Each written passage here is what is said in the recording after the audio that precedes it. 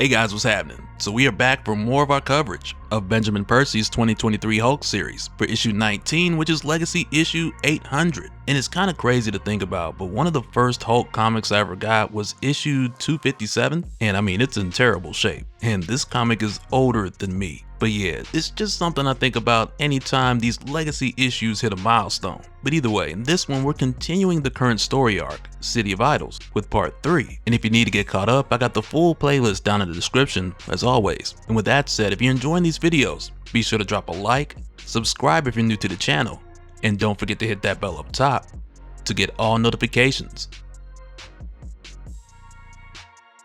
Alright, so coming back, we pick up with Charlie, who we had last seen running from 2 werewolves, which at the time led to her hiding under the altar in the Temple of Lycana, where she had said, "Please God, don't let me get ripped apart by freaking werewolves. Please God, help me. Help me finally be strong." Well, come to find out, that prayer was answered by someone. And when this happens, Charlie blacks out and she finds herself sinking, only to hear a voice saying, "Daughter of man, you forsook escape to pray for my favor. Your prayer is heard, my favor given. Bring me blood, I will give you strength. Bring me flesh, I will give you life. Bring me your courage, your fervor, your savagery, and my skin will be as yours." And after hearing this, Charlie wakes up with her hands covered in blood, sitting in the middle of the dismembered bodies of the werewolves and skinwalkers who are coming after her. But while she's here, still trying to figure out what exactly happened, she's taken by 2 others to be brought before the Eldest. And as they make their way, we head over there first to see how things are going with Bruce. And I mean, long story short, things ain't going well. Because when Bruce signed the pact to hand over the Hulk in exchange for the Eldest bringing Charlie back to life, the Eldest held up her end of the bargain. But for whatever reason, she's not able to use the Hulk, which is why she went back to Bruce like, okay, what did you do? And it created this tug-of-war between the Hulk and the Eldest, with her trying to pull Bruce out to get the answers. And at the time, it looked like this had led to a stalemate, more or less, between the Eldest and the Hulk, which is why she then told the others to go get Charlie so the Eldest could torture her to convince Bruce and the Hulk to cooperate. But in the meantime, while the Eldest is waiting for the other creatures to bring Charlie, we see that she's taking advantage of what she can manipulate,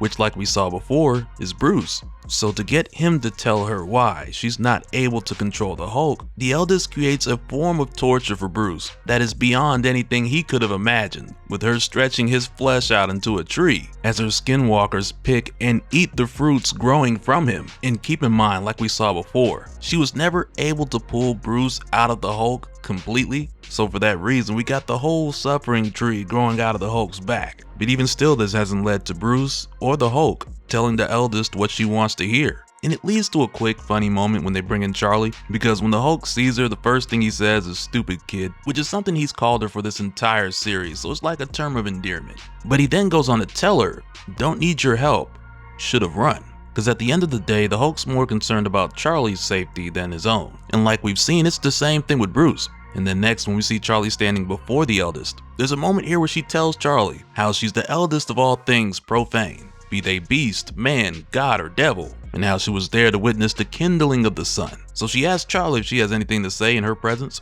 So Charlie just cusses her out. So the Eldest just lifts Charlie from the ground. And you know what? In a moment like this, I don't even blame Charlie, because if the Eldest wins, then everything's over anyway.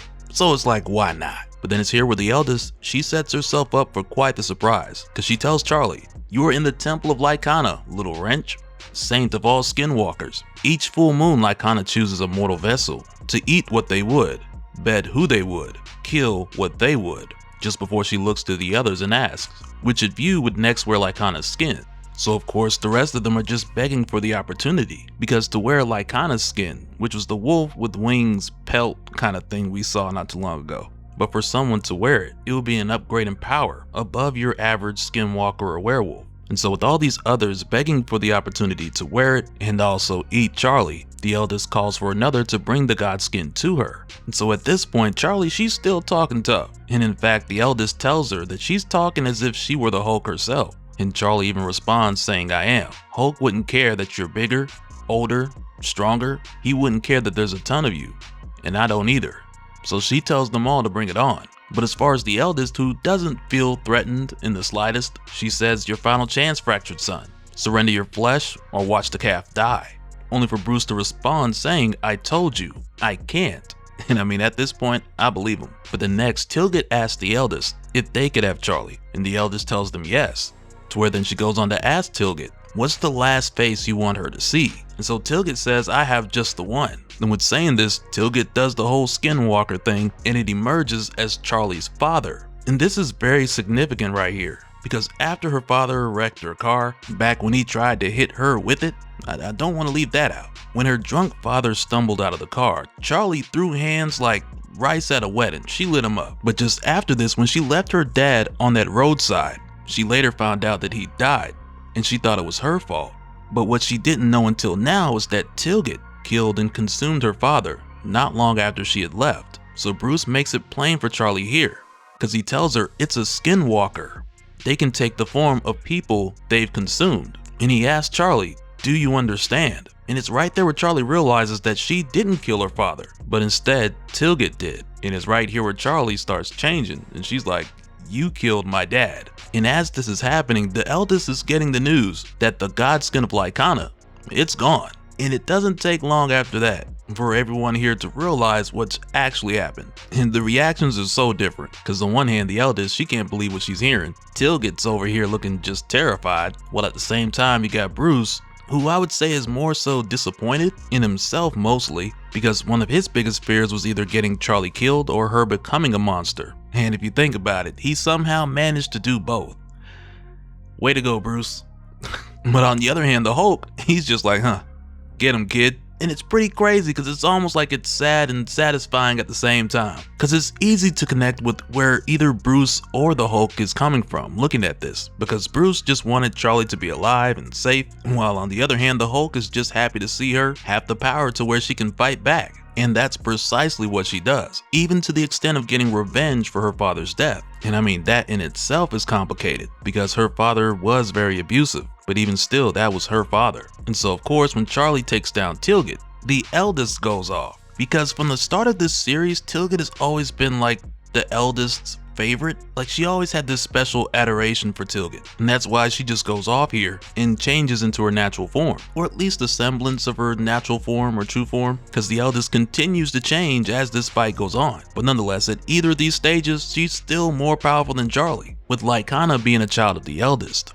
But even still, for a moment here, Charlie manages to put up a fight. And in all of this commotion, it's here where Bruce tells the Hulk, now, she's distracted, and Charlie needs us. So the Hulk ends up hulking out of this torture tree, leaving behind the husk of what was once itself and Bruce. And I mean, mind you, this tree is still burning this whole time too. And now with the Hulk free and focused on the Eldest, this draws her attention away from Charlie and towards him. So the Eldest goes towards the Hulk for the attack. And so with the Hulk seeing this, he picks up the burning tree, just yanks it out of the ground, and smacks the Eldest on top of the head with it. And when he does, the damage is just absurd. And it kind of has me thinking, like, is it because the tree was made from their flesh that caused some type of status damage? Because Hulk practically stepped into this battle with the one shot, and Charlie's just back there picking off limbs. But it's here where the Eldest tells the Hulk, you have broken the unbreakable vow, fractured son. This crime will be the death of you.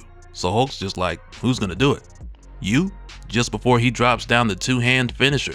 But as expected, this isn't the end of the Eldest. Like, she's not gonna go away that easily. But just following this, everything blacks out, only for Bruce to be woken up by the sound of something howling. And at this point, he finds himself back up on the surface in Vegas, with Charlie's backpack right next to him, only to hear the sound of something howling once again. And at this point, we're also shown how crazy the damage was, since much of these last few issues took place under Vegas, to where now after this fight, there's just this huge hole in the ground. And as Bruce goes to look inside of Charlie's backpack, we also see the Eldest crawl out from the wreckage and look up at the full moon while saying, I swear to you, fractured son, on my daughter's skin that your wicked calf has stolen, on my brother's skulls howling deep within the earth, upon my own divine flesh, now reduced to blood, smoke, and shadow, I will avenge myself and all my kin upon you.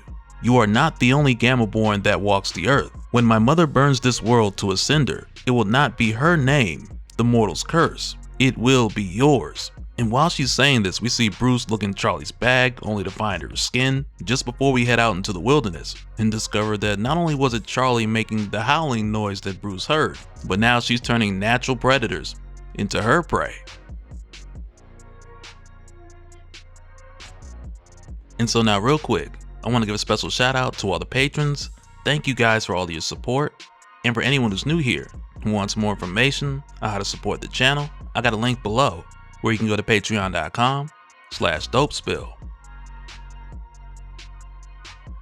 But that'll do it for this one, guys. Let me know your thoughts down in the comments below, and we'll do it again on the next one. Alright, later.